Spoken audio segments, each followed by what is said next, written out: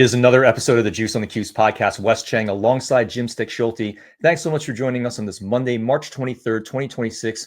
So much to talk about with Syracuse as always. And of course, we begin today's show on the hiring of Gerry McNamara, the former star guard and Syracuse assistant coach, reportedly returning to Syracuse to be its ninth head coach after he just led Siena to the NCAA tournament in a near upset win over Duke in the second season with the Saints. Jim, we've been talking about this possibility for a long time. It is here now. What are your thoughts?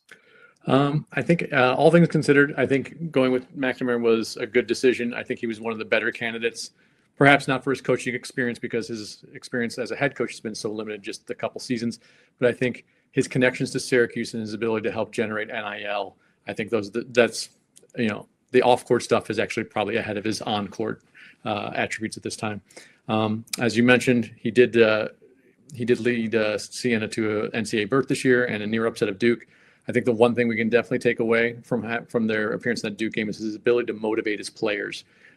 He only played 5 guys, so it's not like he was a masterful tactician on the sidelines making matchups work for him. But just being able to motivate 5 guys to play that long and that hard in such an uphill battle is a tremendous asset.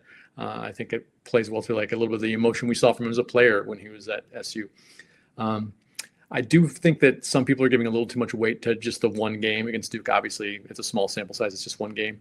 The one thing I'm a little concerned about over the course of the season, while it was very successful, is they only had 2 games that would be classified as upsets just by using the rankings at Bart Torvik's T-Rank site. They pulled a very, very minor upset in conference play at Marist.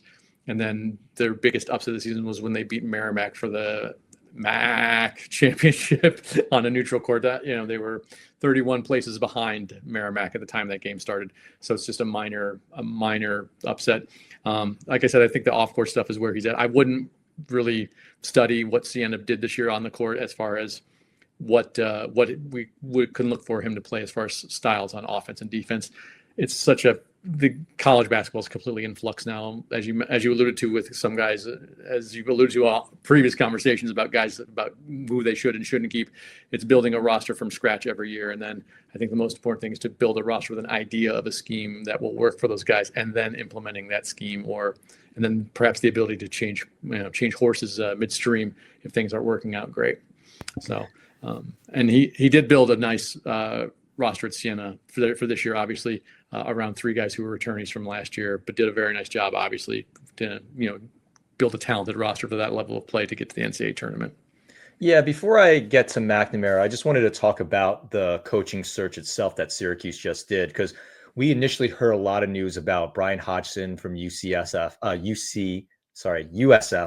as a candidate. And last week, reports came out that he withdrew from the job and that NIL would be a problem at Syracuse. So I poked around, I checked with my sources in the SU administration. My understanding is that the Hodgson's camp reached out to Syracuse first, and the conversations, and I quote, never went very far, end quote. So he was never offered the Syracuse job from what I heard. The Orange was far more interested in St. Louis head coach Josh Schertz.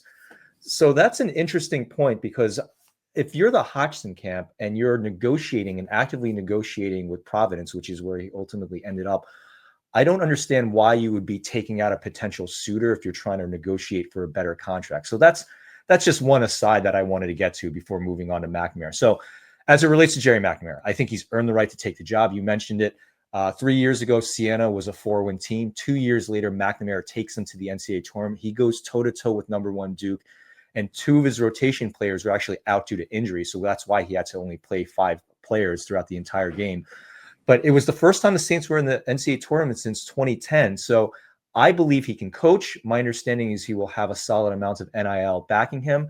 Again, it's not going to be to the Duke level. It's not going to be in the upper 3 schools of the ACC in terms of NIL, but it is going to be in the upper 5 or 6 schools. So I do think he's going to have the money, the backing behind him. He's going to have an opportunity to be successful. My concern is actually the pressure that's on him, because he's going to be asked to resuscitate a program that's been down for about 10 years, and he's going to be looked at as the golden child. And he has a great reputation coming in, both as a player then as a coach. He's a legend in Syracuse. What if that doesn't work out? And that's going to be something that we're going to have to address down the line. But Jim, What's next for Syracuse now? I think we were all impressed with how Gavin Doty played. He's from Fulton, New York. I expect him to follow McNamara to Syracuse. Do you? And again, what's next for this team? Yeah, I kind of think he would be coming. I kind of think Doty would be coming along with McNamara. There was a report somewhere in the, when they were along the way to the NCAA tournament, or perhaps in the game against Duke, the announcer said that Doty had said he wanted to play all 4 years with McNamara. Obviously, at that time, it was expected that they would be at Siena, but now that McNamara is going through a change of venue, I think Doty might be as well. Fulton, slightly farther outside the city than J.J. Starling's Baldwinsville, but certainly close enough to call him a local player.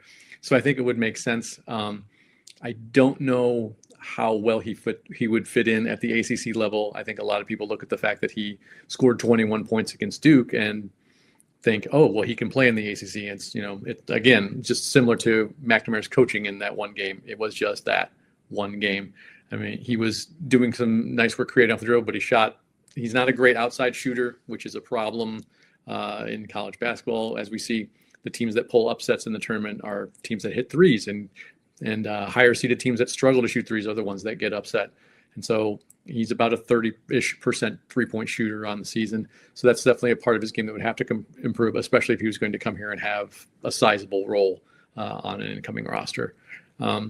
Again, the other part about McNamara being hired as it pertains to the roster is, not that any of the players on the roster, on this past season's roster, have any connection to him, but he's a Syracuse guy. They've probably met him before, just in various functions or whatever. And like you said, he played with Carmelo Anthony, so maybe that affects Kiyan's decision. And then if Kiyan decides to stay, well, what about Sadiq White? Because he was a freshman and they seemed to get along well. And Sadiq and Donnie Freeman both have a strong relationship. And so it's just going to wait to see how things fall into place. I think after the NIL situation gets a little bit cleared up behind the scenes, and then they're able to figure out what they can offer players, we'll start to see who gets retained and who doesn't. I think, those three guys would be important pieces. I think Nathan George would also, especially because I think McNamara would have a more structured offense that would allow George to flourish. And I think retaining Nate Kings would be extremely important. I wrote before the season, I think he might have been the best returning shooter in D1 in major conference D1 basketball last year. And I think it was just I think his less great 3-point shooting percentage last year is more a function of how he was used and not a true reflection of what he's capable of. Yeah, Jim, I'm also curious to see what roster pieces are going to remain. And you mentioned the freshman class headlined by Sadiq White and Kiyan Anthony. I would think Carmelo Anthony having a big say in signing off on who's coach, and McNamara coming back, they probably had some sort of conversation about Kiyan's role for next year. And you mentioned Nate Kings and Nate George. They both have eligibility, as does Tyler Betsy, who you didn't mention. Outside shooting is an important part, and Betsy was Syracuse's best shooter off the bench. I think Kings was one of the most productive players that Autry had, especially over the last 10 games, including 25 in their final loss to SMU. So it ultimately depends, I think, on the style that McNamara does want to play and how he believes everyone fits into the style. But I, like you, think Doty will probably be in a Syracuse uniform next season. Now, what role he plays, whether that's an outsized role or maybe more of a role off the bench as a change of pace guard. But at the same time, I agree. I think they have to have Nate Kings back. Nate George is a really important piece. If they harness him correctly, I think he can have an outstanding senior year with a little bit more structure. So I do see those questions hanging on, as well as the rest of the Syracuse freshman class. But I would expect, just like any other NIL college basketball season, as we've come to know it, that a lot of the roster turnover is going to happen. So we just have to see how that turns out, Jim. Yeah, absolutely. 100% agreement. It's the guys will make decisions and then they can move forward from there. And, ideally, if he has a core of somewhere between 4 to 6 returnees to work from to build next season's roster, I think that would be an ideal situation, because then you can kind of, look in the portal for additions to kind of work around and complement those guys and, fill in a hole at, say, like starting center, since William Kyle will be, out of eligibility, or, and then put the pieces around the returning core. And that's another thing that Syracuse is going to need to get to, which is the general manager. That's going to be an incredibly important position as Syracuse looks to fill in its roster. So we're going to take a quick break. Former Syracuse guard Andrew Kouwe, when we return, this is the Juice on the Cuse podcast.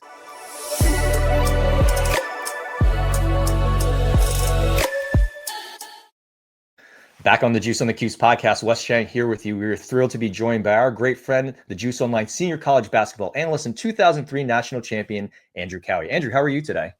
I'm wonderful, Wes. How about yourself? Yeah, Andrew, doing well. I want to get you started on this one. Earlier in March, we had you on the podcast to discuss Syracuse's potential coaching candidates. Gerry McNamara was obviously one of them. He's now returning to Syracuse to be the next head coach. What did you think when you heard the news?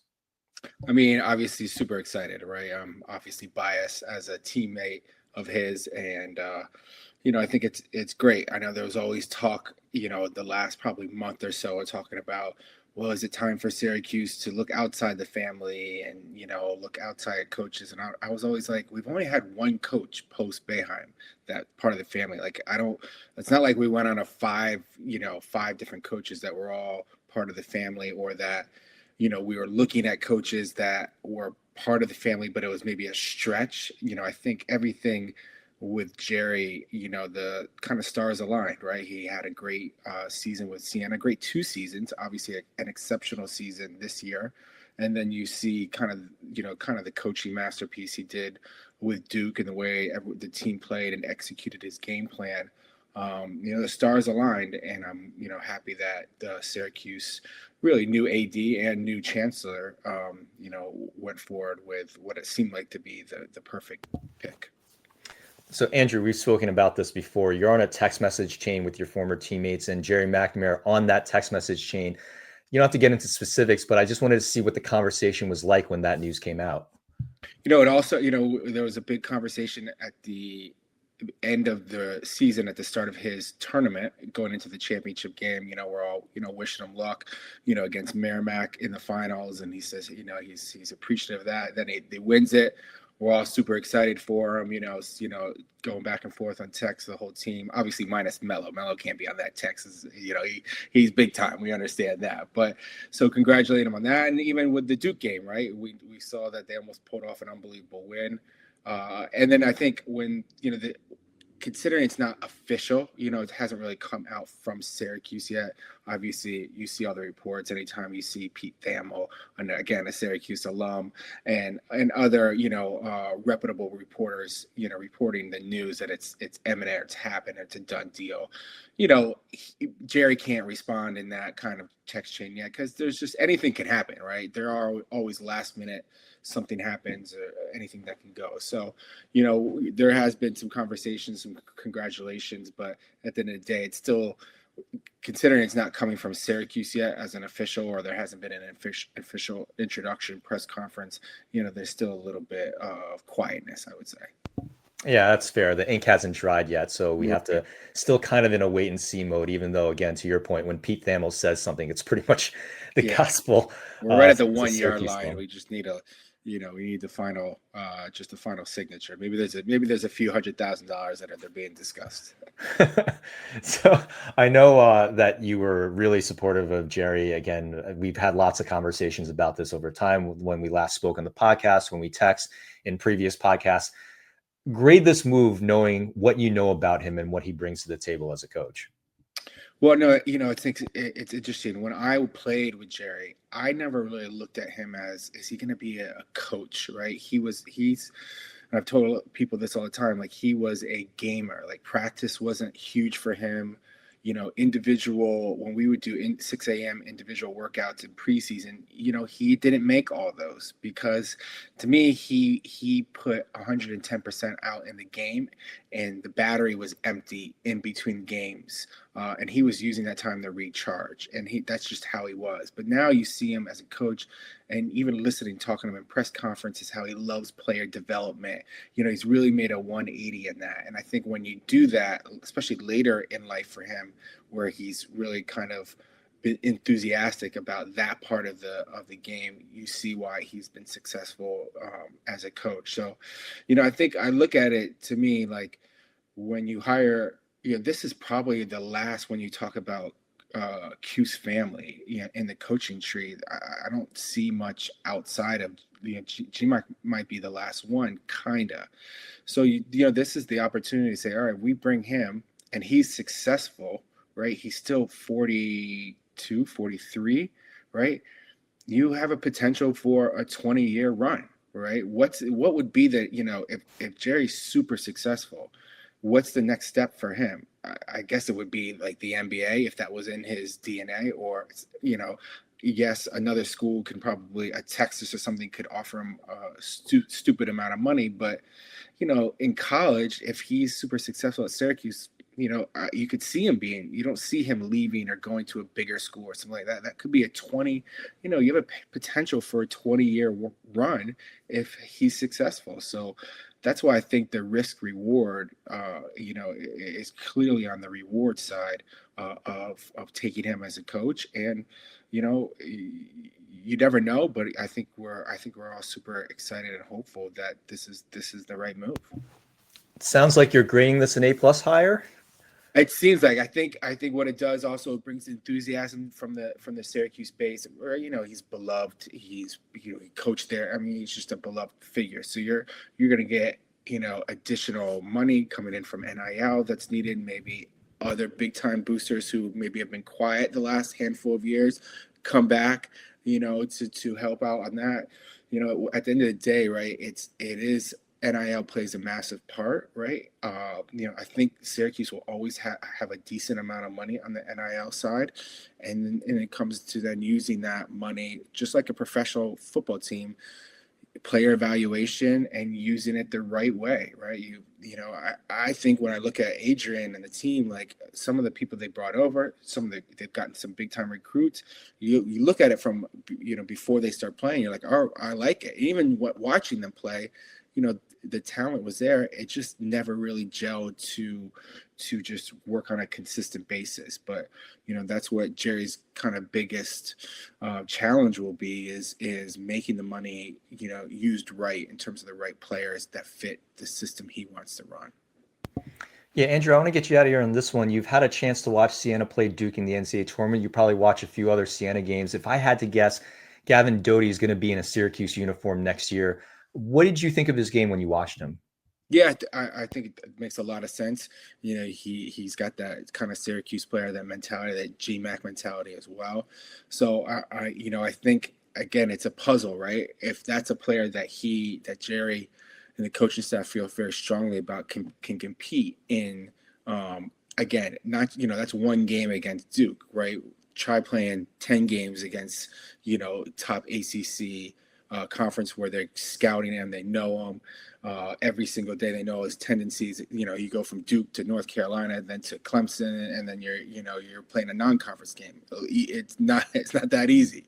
But it's got to fit in the puzzle of, okay, who is staying from Syracuse, right? One would hope Cayenne. It sounds like Cayenne's would stay. Sadiq and him are close, so then we keep that. I'd be surprised if Donnie Freeman comes back. Where does he either try to go to the NBA, or it's a different school?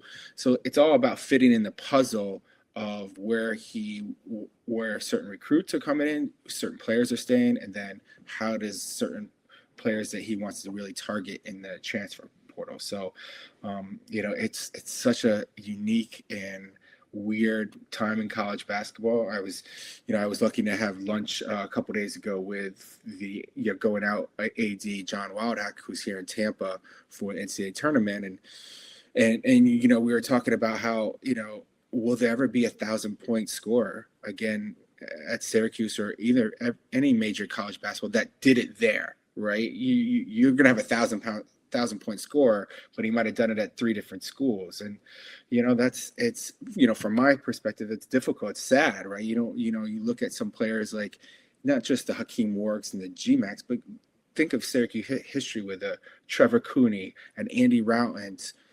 Those type of players were great college players. That's great. You mentioned Andy Routledge to any Syracuse or Trevor Cooney, any Syracuse basketball fan, they know exactly who that is.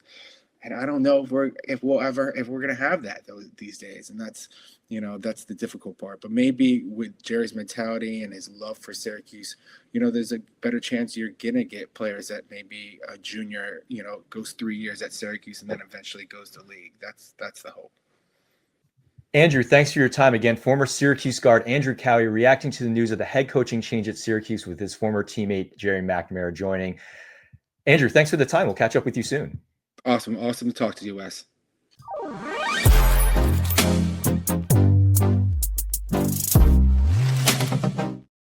Back on the Juice on the Cuse podcast, Wes Chang alongside Jim Stick-Schulte. Jim, we're ready at the end of our show. You have a closing thought for us? I do. We're recording this a few hours before Syracuse faces Connecticut in the women's NCAA tournament.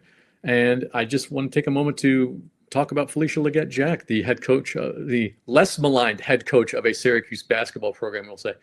She's shown a diverse skill set as a coach over her career. Multiple 21 seasons and multiple NCAA tournaments at Buffalo, multiple 21 seasons and multiple NCAA tournaments at Syracuse. And she has built it in many ways. NIL has also entered the women's basketball realm. And so she has had to deal with that and build a team and find diamonds in the rough to build this team. And I think she did an outstanding job of probably turning over almost every stone, both in the United States and abroad, in building her roster this year. That's been very effective.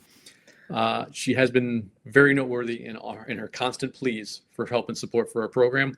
I think after the job she's done this year, showing what she can do with relatively little resources, I think more resources could really show what she's capable of. And based on what we've seen so far, I think that's a lot.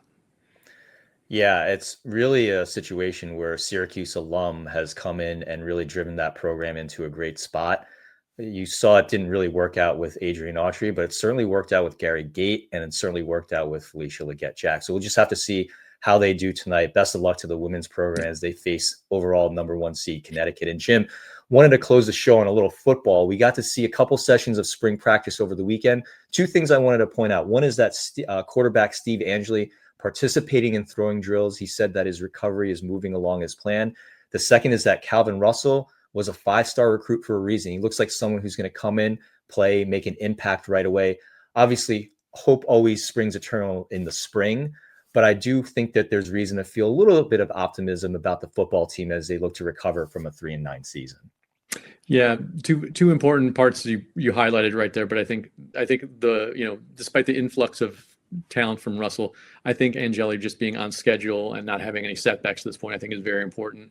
I think a lot of their success this coming season relies on him being ready to go at the start of summer camp, not just the beginning of the season. So I think he's, surprised. The quarterback is key. That's it for us. For Jim Stick-Schulte, this is Wes Chang. You've been listening to the Juice on the Cuse podcast presented by On SI and Bleav, and we will see you next time.